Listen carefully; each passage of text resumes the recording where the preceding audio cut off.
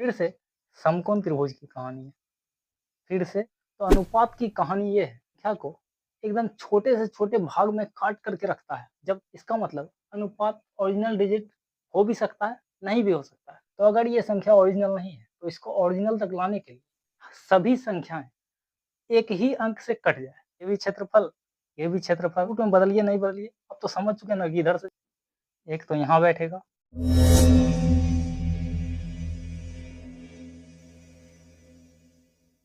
बगैर सीढ़ी और बिना अनुभव के 20वें माले पर चढ़ जाना कहाँ की समझदारी है। चाहे छत चढ़ना हो या गणित के सवाल बनाना, हमें सबसे निचले और छोटे पायदान से शुरुआत करनी चाहिए। तो इसी संदर्भ में आज हम लोग समकोण त्रिभुज के बहुत ही छोटे-छोटे और आसान से प्रश्नों को समझने वाले हैं। प्रश्न पर चले उससे पहले आप हमारे चैनल माइंड मैथ ट्रिक्स को सब्सक्राइब कर लें और दोस्तों के साथ शेयर भी कर दें। चलिए चलते हैं अब प्रश्न पर। बात करें पहले प्रश्न की, तो पहला प्रश्न ये कहता है, एक समकोण त्रिभुज के आधार की लंबाई 5 मीटर है तथा उसका कर्ण 13 मीटर है। त्रिभुज का क्षेत्रफल क्या होगा? इस बार बात है समकोण त्रिभुज की।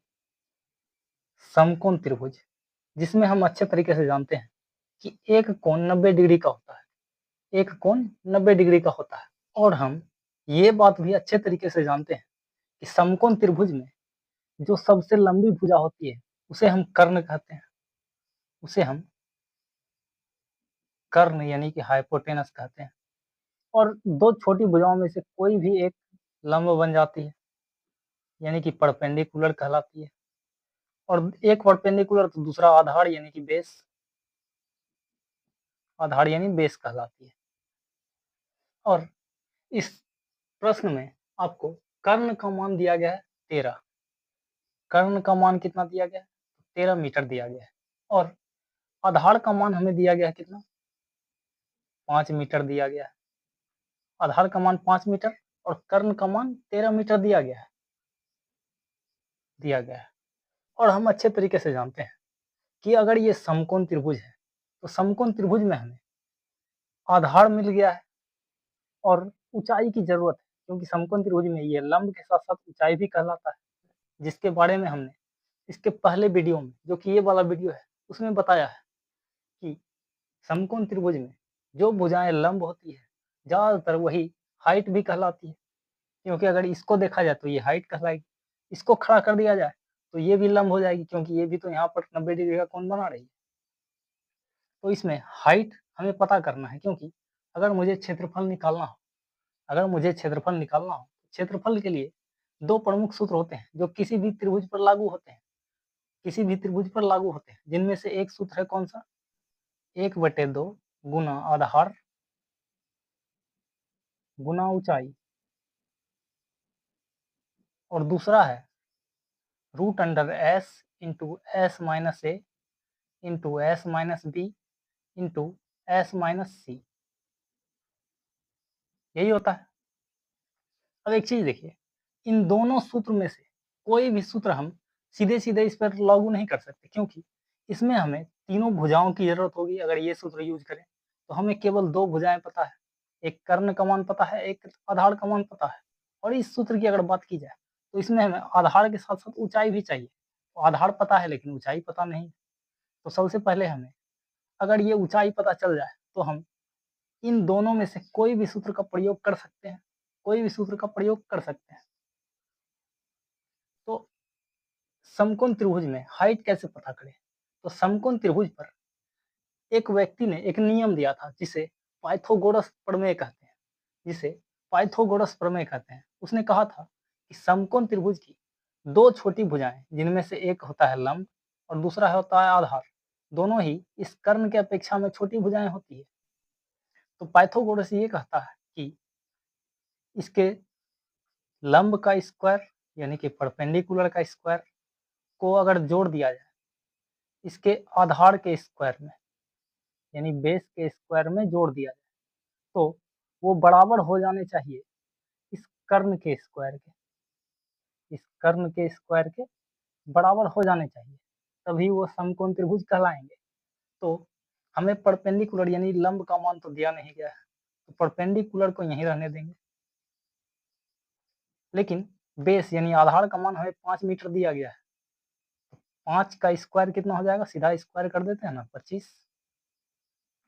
और हाइपोटेनस हमें दिया गया है 13, तो 13 का स्क्वायर क्या हो जाएगा, 13 का स्क्वायर क्या हो जाएगा, तो 169, यही हो जाने वाला है।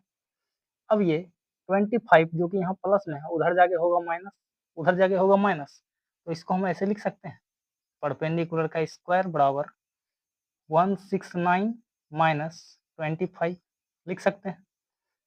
और इन दोनों को घटाने पर हमें पता चलेगा 144 यानी कि 144, और इधर रहेगा क्या, परपेंडिकुलर का स्क्वायर।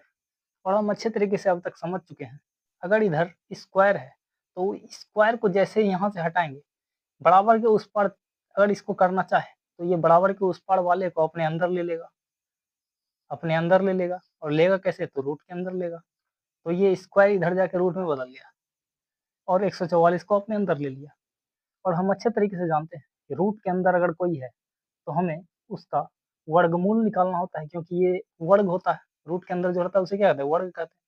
तो 144 किसका वर्ग है, हम जानते हैं कि ये 12 का वर्ग है, यानी परपेंडिकुलर हमें कितना पता चल गया, तो 12 पता चल गया। यानी कि यही परपेंडिकुलर यानी कि यही लंब ऊंचाई भी कहलाएगी। अब हमें तीनों भुजाएं पता है, 12 यानी कि लंब का मान पता है, 13 कर्ण का मान पता है, और 5 आधार का मान पता है। तीनों भुजाएं पता है तो हम इन दोनों में से कोई भी सूत्र का प्रयोग कर सकते हैं। हम सीधा सीधा आसान तरीके से करेंगे इसका प्रयोग, जो कि सूत्र कहता है कि 1/2 गुना आधार गुना ऊंचाई अगर करें तो हमें त्रिभुज का क्षेत्रफल पता चल जाएगा। तो 1/2 तो 1/2 ही रहने वाला है। आधार हमें कितना दिया गया है, तो 5 दिया गया है। ऊंचाई कितना है, तो 12 है। सबको मल्टीप्लाई करेंगे, आ जाएगा आंसर। 2 से 1 बार में 2, 2 से 6 बार में 12, अब तो कुछ बचा नहीं, सीधा बचा 5 गुना 6, यानी कि 5 गुना 6 कितना होता है, 30। तो 30 मीटर स्क्वायर, ऑप्शन आप देख लीजिए। उम्मीद करते हैं ये सवाल आपको समझ में आया होगा। चलिए चलते हैं अब अगले प्रश्न पर। बात करें इस प्रश्न की, तो ये प्रश्न कहता है कि एक समकोण त्रिभुज में एक दूसरे के लंबवत भुजाएं 15 सेंटीमीटर व 8 सेंटीमीटर है, तो इसका परिमाप कितना होगा। परिमाप हमसे पूछा गया है और बात है समकोण त्रिभुज की। परिमाप हमसे पूछा गया है और बात है समकोण त्रिभुज की। परिमाप हमसे पूछा गया है। हम अच्छे तरीके से जानते हैं परिमाप किसे कहा जाता है, टोटल भुजाओं की लंबाई को ही हम परिमाप कहते हैं, यानी कि कुल लंबाई को परिमाप कहते हैं। कुल लंबाई के लिए हमें तीनों भुजाओं का मान पता होना चाहिए, लेकिन यहाँ पर हमें केवल 2 भुजाएं दी गई है, वो भी दोनों कौन सी, दोनों लंबिक भुजाएं दी गई है, जिनमें से एक है 15 और दूसरा है 8। अब देखिए, लंबिक भुजा किसे कहते हैं, यानी कि लंब जैसी भुजाएं, यानी कि जो कि लंब कहला सके। तो हम अच्छे तरीके से जानते हैं कि समकोण त्रिभुज में एक कोण 90 डिग्री का होता है, और जो भुजाएं 90 डिग्री का कोण बनाती है उसे हम लंब कहते हैं। तो अगर इस भुजा का मान, अगर इस भुजा को देखा जाए तो यहाँ पर 90 डिग्री का कोण बना रही है, तो ये लंब कहला जाएगी। और इस भुजा को अगर देखा जाए तो ये भी यहाँ पर 90 डिग्री का कोण बना रही है, यानी कि इन दोनों में से कोई भी लंब और कोई भी आधार कहलाएगा, कोई भी लंब और कोई भी आधार कहलाएगा। हमें चाहिए तीसरी भुजा, ये भुजा भी हमें चाहिए, और ये भुजा पता नहीं है, क्योंकि जब तक ये भुजा निकलेगा नहीं तब तक हम परिमाप निकाल नहीं सकते। तो इस भुजा को निकालने के लिए हमें क्या करना होगा, बस वही जो पाइथागोरस ने कहा था। इस भुजा को निकालने के लिए पाइथागोरस का नियम लगाएंगे। क्या नियम लगाएंगे, तो परपेंडिकुलर प्लस बेस दोनों का स्क्वायर जोड़ेंगे तो आएगा हमारे पास हाइपोटेनस के स्क्वायर के बराबर, यानी कि लंब का स्क्वायर जोड़ आधार का स्क्वायर होने चाहिए कर्ण के स्क्वायर के बराबर, जो कि पाइथागोरस ने कहा था, यानी कि पाइथागोरस प्रमेय के अनुसार। लंब, किसी को भी लंब मान लेते हैं 15 वाट में से, अगर एक लंब है तो दूसरा बेस होगा, एक अगर लंब है तो दूसरा क्या होगा, बेस होगा, और ये क्या हो जाएगा, हाइपोटेनस यानी कि कर्ण हो जाएगा। परपेंडिकुलर का मान कितना है, 15, तो 15 का स्क्वायर। बेस का मान कितना है, 8, तो 8 का स्क्वायर। हाइपोटेनस का मान पता नहीं है तो हाइपोटेनस को हाइपोटेनस ही रहने देते हैं। 15 का स्क्वायर होता है 225, 8 का स्क्वायर होता है 64 और बराबर होने चाहिए किसके? हाइपोटेनस के स्क्वायर के। इन दोनों को जब हम जोड़ते हैं तो 5 और 4 होता है 9, 2 और 6 होता है 8 और इधर बच गया 2 और इधर बच गया कितना? हाइपोटेनस का स्क्वायर। हम अच्छे तरीके से जानते हैं कि ये स्क्वायर जैसे ही इससे हटाना है, ये स्क्वायर जैसे ही इससे हटेगा, इधर 289 को अपने रूट के अंदर ले लेगा, यानी कि रूट के अंदर 289 बराबर हाइपोटेनस रह जाएगा। तो अगर हम अच्छे तरीके से, तो हमें अच्छे तरीके से पता है ये 289 17 का स्क्वायर है, तो सीधा 17 लिखेंगे और इधर बच जाएगा हाइपोटेनस।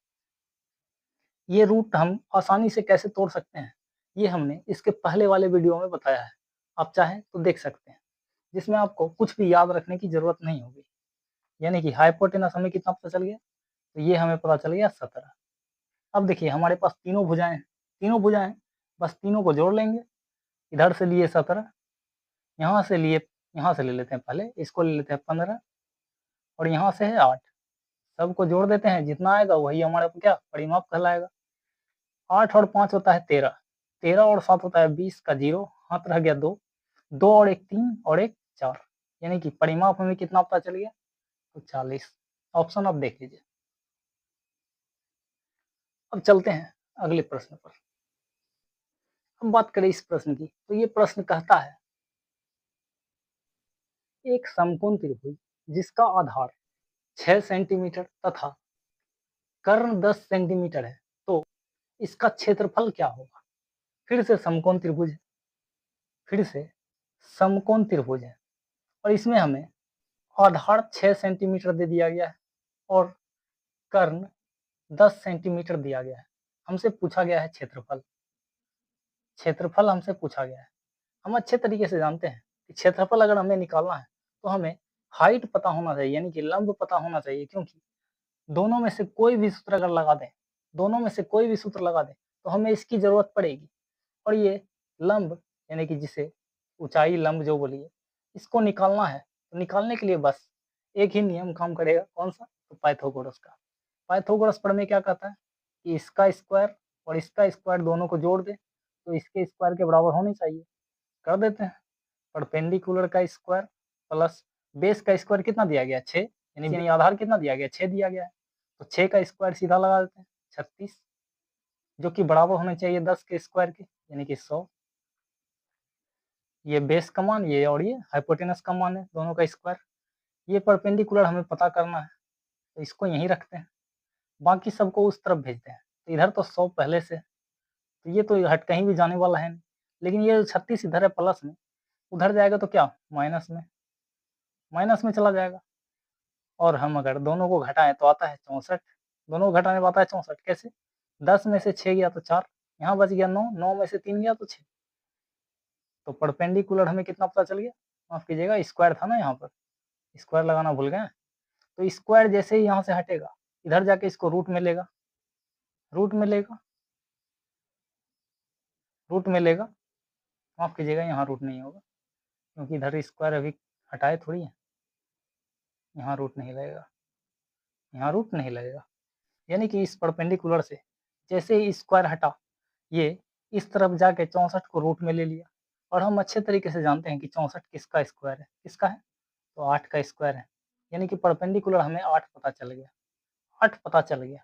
और हमें क्षेत्रफल अगर निकालना है तो सिंपल सा बस ये वाला सूत्र लगाएंगे, 1/2 गुना आधार कितना है 6 और ऊंचाई कितना है 8, तो 2 से 3 बार में बच गया सिर्फ कितना 8 और 3, दोनों को गुना करेंगे तो आ जाएगा 24, 24 मीटर स्क्वायर सेंटीमीटर स्क्वायर जो भी हो। अब ऑप्शन देख लीजिए, मीटर में है क्वेश्चन तो मीटर में आएगा स्क्वायर, सेंटीमीटर में तो सेंटीमीटर में आएगा। तो चलते हैं अब अगले बात करें इस प्रश्न की। तो ये प्रश्न कहता है एक त्रिभुज की भुजाएं क्रमशः 3 सेंटीमीटर, 4 सेंटीमीटर और 5 सेंटीमीटर है, तो इस त्रिभुज का क्षेत्रफल क्या होगा। अब देखिए इस त्रिभुज में हमें कहीं ये नहीं बताया गया कि ये समकोण त्रिभुज है अथवा नहीं, लेकिन हम अच्छे तरीके से जानते हैं कि समकोण त्रिभुज की अगर जांच करना हो समकोण त्रिभुज की अगर जांच करना हो तो सीधा-सीधा हम पाइथागोरस प्रमेय पर उसको रख कर देख सकते हैं। 2 भुजाएँ हैं जिसमें इसमें छोटी आपको दिख रही है, एक 3 दूसरा 4 और बाकी जो है सबसे बड़ी भुजा है 5 और पाइथागोरस साहब ने ये कहा था कि समकोण त्रिभुज की 2 छोटी भुजाओं का अगर स्क्वायर जोड़ दिया जाए, तो वो बड़ी भुजा के स्क्वायर के बराबर होने चाहिए। देखते हैं, 3 का स्क्वायर होता है 9, 4 का स्क्वायर होता है 16,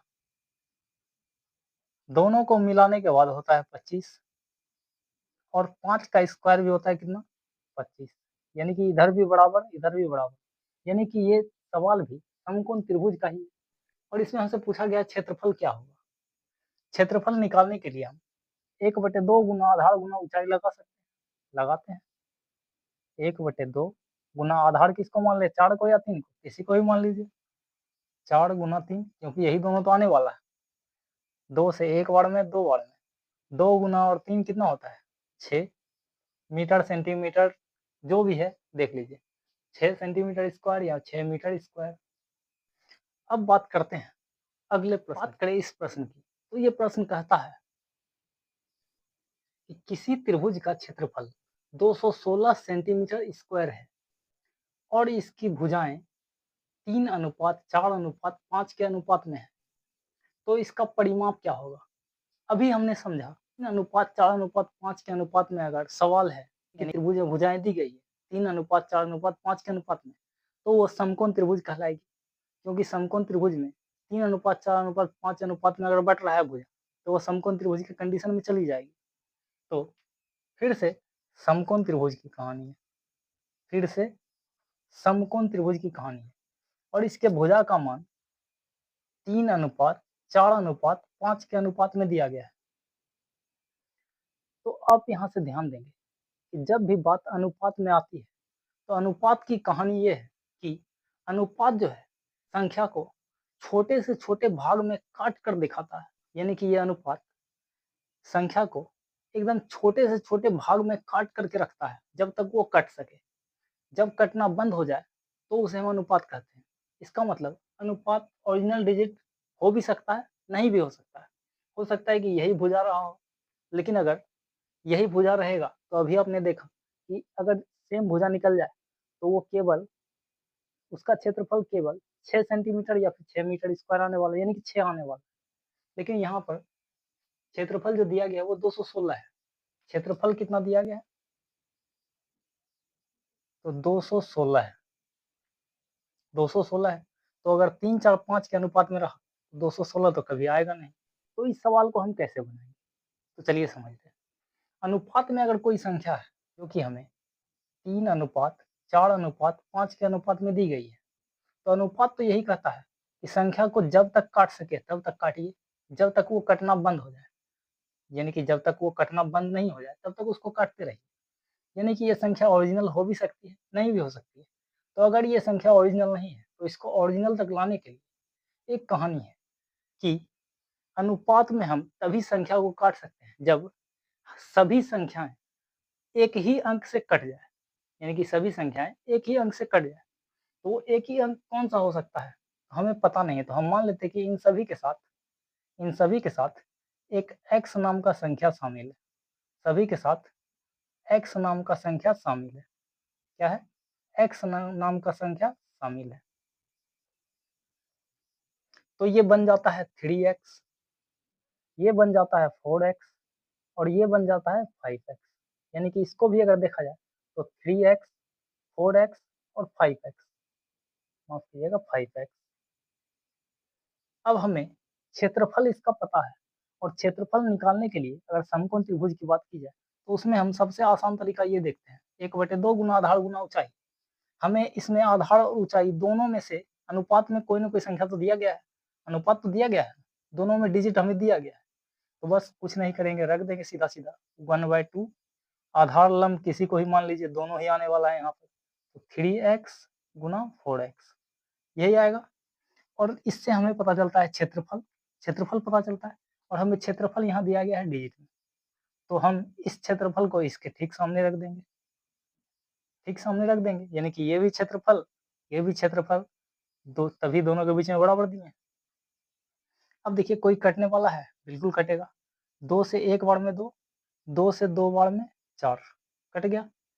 2 से 1 बार में 2, 2 से 108 बार में 216 खत्म हो गया।